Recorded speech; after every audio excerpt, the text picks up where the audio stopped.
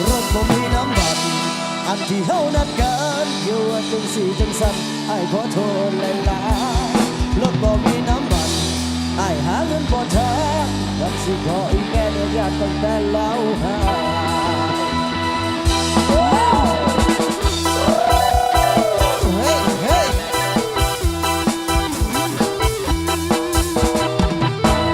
บ่แม่นอ้ายบ่ฮักน้องละคนงามเข้าใจอ้ายนำแต่มันไปบ่ได้เงินที่แม่เอาให้เอาไว้เอาไปโทรเรียกกันถือค่าดาว่าเขียนก็แทบสิบ่พอใส่อินเทอร์เน็ตก็ยังให้โมแซไวไฟให้เข้าใจเด้อเด้ออีหลานี่ขอเลื่อนไปก่อนเดี๋ยวพาหอมให้เข้าใจตรงกัน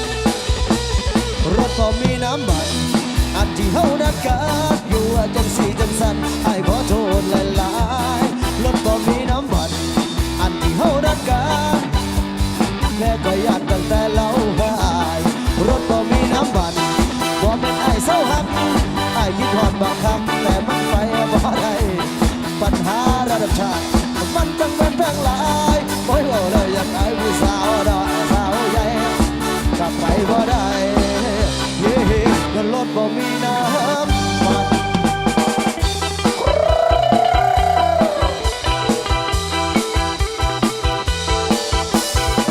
เฮ้เฮ้เฮ้เฮ้วันเสาร์นี้ขอเลื่อนไปก่อนที่เผางอนให้เข้าใจตรงกันรถก็มีน้ำมันอันที่เฮานัดกันอยู่ว่าจังสี่จังสันไอ้ขอโทษหลายๆรถบ่มีน้ำมันไอ้หาเงินบ่ทันกันสิขออีแม่ก็อยากตั้งแต่เล่าหายรถบ่มีน้ำมันบ่แม่นไอ้เศร้าหักไอ้คิดฮอดบางครั้งแต่มันไปบ่ได้ปัญหาระดับชาติน้ำมันจังแม่นแพงหลายโอ้ยว่าเลยอยากไอ้ผู้สาวได้สาวไงกลับไปบ่ได้เฮ้เงินรถบ่มีน้ำมัน